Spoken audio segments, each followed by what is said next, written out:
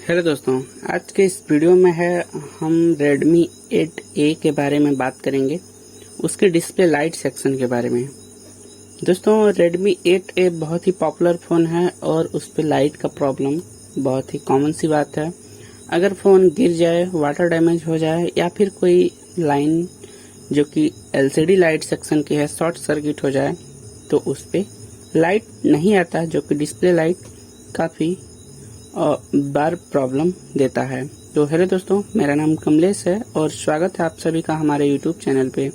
दोस्तों, आज के इस वीडियो में हम Redmi 8A के बारे में फुल डिस्कस करेंगे, क्योंकि दोस्तों जैसे नॉर्मल फ़ोन में 8A के जितने भी उससे नीचे वाले फ़ोन आए, जैसे MI 5A हो गया और Vivo का Y20 वगैरह भी हो गया, इसमें 6 लाख की IC लगी हुई होती थी, जिसमें मेन 4-5 लाइन की सप्लाई होती थी। जैसे हमारा CA/BCA हो गया और VPH की लाइन हो गई और कैथोड एनोड, और बाकी यही 4 और 5 लाइनें मेन होती थी। लेकिन इस पे जैसा कि आप देख रहे हैं कि हमारा LCD लाइट वर्क करने के लिए इतना सारा वोल्टेज होना ज़रूरी है, जो कि 12 वोल्ट की IC है, लेकिन इसमें 6 वोल्ट हमारा मेन है और उसी पे IC वर्क करती है।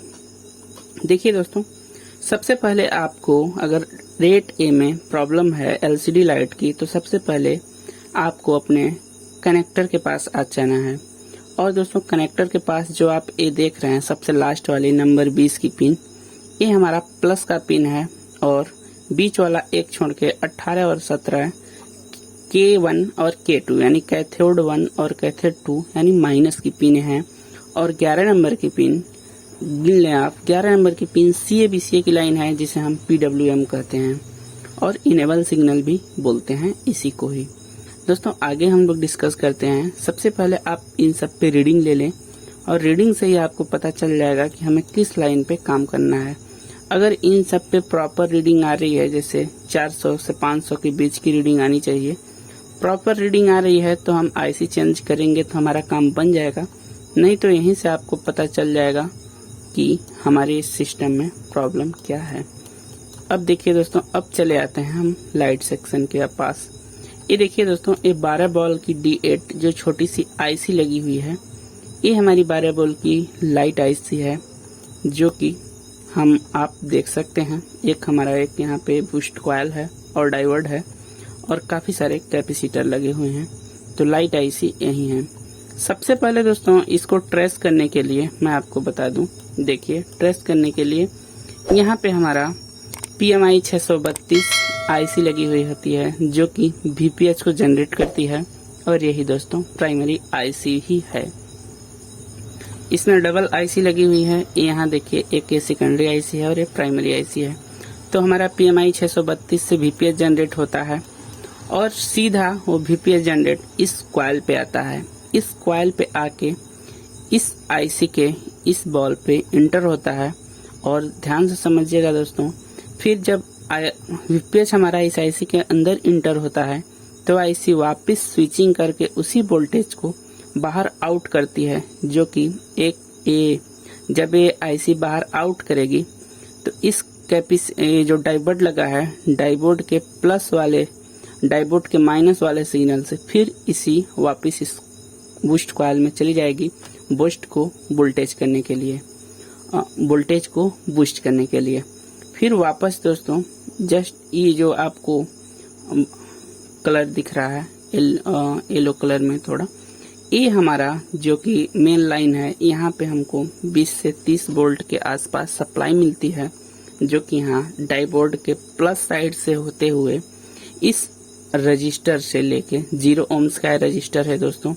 काफ़ी बार अगर अधिक करंट आता है तो रजिस्टर 20 से फ्यूज हो जाता है, तो इसे आप डायरेक्ट सप्लाई दे दें, शॉर्ट कर दें, तो भी काम बन जाएगा। और देखिए दोस्तों, इन दोनों कैपेसिटर से लेके हमारा डायरेक्ट 20 नंबर के पिन पे, देखिए यहाँ पे जैक पे इंटर होता है। इस पिन पे आपको 20 से लेके 30 वोल्ट 25 वोल्ट तक मिलता है। और दोस्तों, वोल्टेज कब मिलेगा? जब यहाँ पे आपका डिस्प्ले लगा हो तभी वोल्टेज बनता है। अगर डिस्प्ले नहीं बना होगा तो PWM जनरेट नहीं होगा, और जब पल्स जनरेट नहीं होगा तो वोल्टेज यहाँ पे नहीं बनेगा। ठीक है। अब दोस्तों अगर यहाँ डिस्प्ले लगा देंगे तो वोल्टेज कहाँ पे चेक करेंगे। वोल्टेज देखिए यहाँ पे एक कैपेसिटर लगा हुआ है, इस कैपेसिटर के इस साइड चेक कर सकते हैं, ये सिरा ग्राउंड होता है, ठीक है। अब दोस्तों बात आती है, ये तो हो गई प्लस मेन लाइन की। अब ये दोनों आपको जो K1 K2 लाइन दिख रही हैं, ये माइनस की लाइनें हैं और इनको भी होना जरूरी है, जो कि इस आईसी के इन दोनों बॉल्स से होके निकलती हैं। और जस्ट उसके बगल में PWM की लाइन है, देखिए CAVCA, कैथोड 1 कैथोड 2, तो आप समझिए कैथोड 1 कैथोड 2 ज़्यादा नहीं है, डायरेक्ट इस आईसी के दोनों बॉल से निकल के और हमारा माइनस का दोनों सिरा कनेक्ट हो गया है 17 और 18 नंबर पिन पे। अब दोस्तों मेन आती है कि ये लाइन कौन सी है, जो कि LCD, I2C, SDA और SCL है। ये दोस्तों प्रोटोकॉल्स हैं। ये दोनों प्रोटोकॉल, इनका मतलब होता है I2C सीरियल डाटा और I2C सीरियल क्लॉक। ये दोस्तों अब की फ़ोन में जो D8 की आईसी आने लगी है, इन दोनों फ़ोन में 2 लाइनों को एक्स्ट्रा ऐड कर दिया गया है, जिससे कि CPU से कंट्रोल होती हैं। किसी फ़ोन में छोटी सी उसका कंट्रोलर आईसी लगाई जाती है, जैसे कि Redmi Note 8 में लगी हुई है, और इसमें डायरेक्ट CPU से एक कमांड मिलता है इस आईसी को। तो ये आईसी प्रोटोकॉल के थ्रू, ये ऐसे आप समझ सकते हैं कि ये जो हमारा मेन प्रोसेसर होता है, जब हम डिस्प्ले पे कुछ काम करते हैं, लाइट कम या ज़्यादा करते हैं, तो इसको सेंस करता है और सेंस करके फिर इसी प्रोटोकॉल के थ्रू ये आपस में बातचीत करते हैं। और जब आप डिस्प्ले पे कम लाइट को या ज़्यादा करते हैं तो CPU को पता चलता है, और ये CPU इस आईसी को बताता है कि अभी लाइट कम करना है या ज़्यादा करना है। इन दोनों लाइनों का यही काम है। और दोस्तों इसके बाद ये जो हमारा CAVCA है, अगर ये दोनों लाइन ना भी रहें तो ये CAVCA हमारा वही काम कर सकता है। अभी तो हमने ट्राई नहीं किया है, लेकिन Redmi Note 8 पे 6 लैग वाली स्क्रैप मदरबोर्ड जो MI 5A में लगी हुई आईसी है, Vivo Y20 में लगी हुई आईसी है, वो आईसी इस पे काम करेगा कि नहीं करेगा। Note 7 में करता है और वो 100% वर्क करता है। उसे आप 12 BGA बॉल की जगह निकाल के 6 लैग वाली आईसी को लगा सकते हैं, ठीक है दोस्तों। और ये देखिए यहाँ से 2 वोल्टेज निकलती हैं।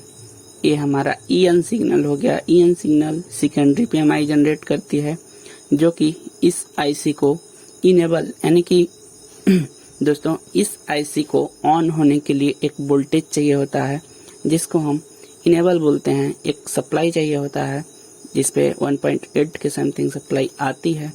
तो ये हमारा इस आईसी का काम है, जो कि हमारा सेकेंडरी PMI आईसी है Redmi Note 8A का। अब यही आईसी 2 वोल्टेज प्रोवाइड कराती है। देखिए जैसा मैं बताया आपको, 1.8 फिर L5 का ये वोल्टेज है, जो कि हमारा यहाँ पे जाता है। देखिए L5 1.8 जो कि I2C प्रोटोकॉल के इस वाले रजिस्टर पे जाता है। ये रजिस्टर 2.2 किलो ओम्स के लगे हुए हैं, आप इसको चेक भी कर सकते हैं। खैर दोस्तों, अगर मेन की बात करें तो सबसे ज़्यादा लाइट की प्रॉब्लम इस आईसी के ख़राब होने की वजह से आता है, क्योंकि इस आईसी पे बहुत सारी सप्लाई और कंट्रोल डायरेक्टली होते हैं, तो आईसी ख़राब हो जाती है। फिलहाल जैसा कि मैंने आपको जितना इजी से इजी हो सका बताया, तो ये वीडियो आपको कैसा लगा दोस्तों? इससे आपकी लाइट, अगर हमारी बातों को आप समझेंगे तो 100% प्रॉब्लम सॉल्व हो जाएगी। आपको सिर्फ 2 लाइनों पे काम करना है। सबसे पहले इस आईसी को ओपन करें और आईसी के पिंस को ट्रेस करें, इन सब के पैड पे कितनी कितनी सप्लाई आ रही है। अगर सप्लाई ओके है तो आप आईसी चेंज कर दें, प्रॉब्लम सॉल्व हो जाएगी। दोस्तों मिलते हैं नेक्स्ट वीडियो में, तब तक के लिए गुड बाय, जय हिंद।